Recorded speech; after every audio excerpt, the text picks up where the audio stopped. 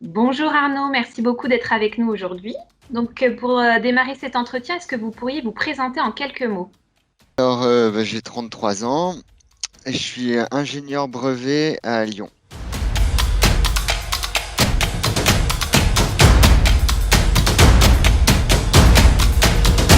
Avant les CAM, j'ai fait un IUT de mécanique et productique, durant lequel je me suis rendu compte que je voulais m'orienter vers un métier qui soit pas uniquement technique. Donc j'ai cherché des formations d'ingénieur où il y avait un petit plus en plus de la technique.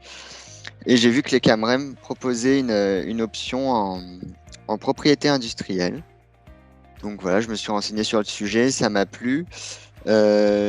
Pour bien me renseigner, j'ai fait mon stage de fin d'IUT dans ce domaine-là.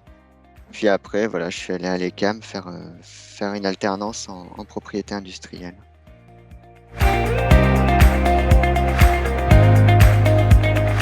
Alors le travail d'ingénieur brevet, donc je suis dans un cabinet de propriété industrielle. Et mon métier, en fait, c'est d'aider les inventeurs ou leurs entreprises le plus souvent à protéger leurs bonnes idées, en fait, leurs inventions. Et donc, ça passe par rédiger les brevets, puisque donc, le brevet, c'est un document technique et juridique. Donc, il y a un vrai savoir-faire dans la rédaction du brevet. Et c'est aussi défendre ce brevet vis-à-vis des offices de brevet pour qu'ils délivrent le brevet.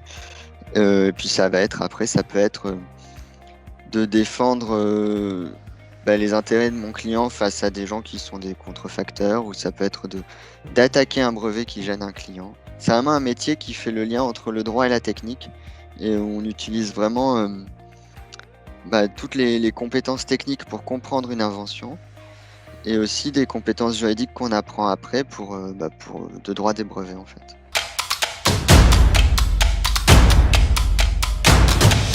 Le premier, c'est l'ouverture d'esprit, parce qu'on avait en 3 ans, on nous a montré énormément de choses à l'ECAM. On a eu plein d'intervenants différents, que ce soit en technique, mais aussi dans d'autres domaines. Je me souviens, on a vu des interventions en philo, une prof de la fac de psycho de Rennes. On avait été faire un travail avec la fac de droit. Enfin, voilà. Donc ça a amené vraiment une ouverture d'esprit sur d'autres domaines que l'ingénierie. Ça permettait de faire des liens aussi entre des mondes différents, des façons de penser différentes.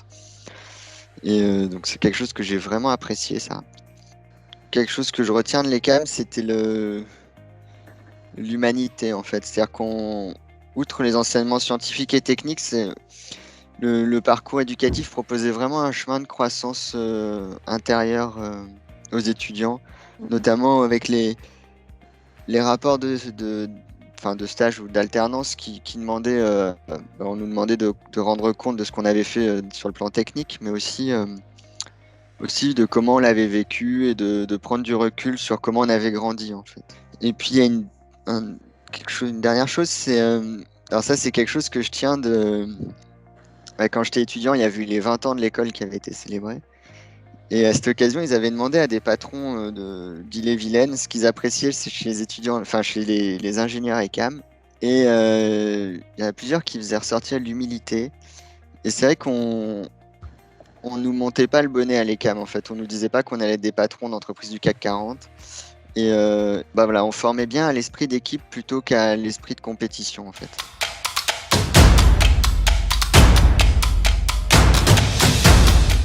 Je dirais d'oser être curieux, d'oser sortir des sentiers battus, parce que, par exemple, je sais que les métiers de la propriété industrielle ne semblent pas forcément intuitifs pour des ingénieurs, puisque il peut y avoir une peur que ce soit un métier très administratif, certains peuvent voir ça comme rébarbatif en fait, alors que c'est assez faux. C'est sûr qu'on n'arpente pas les couloirs d'une usine tous les jours, mais c'est un métier qui est très satisfaisant intellectuellement. On apprend plein de choses, on découvre plein de choses tous les jours.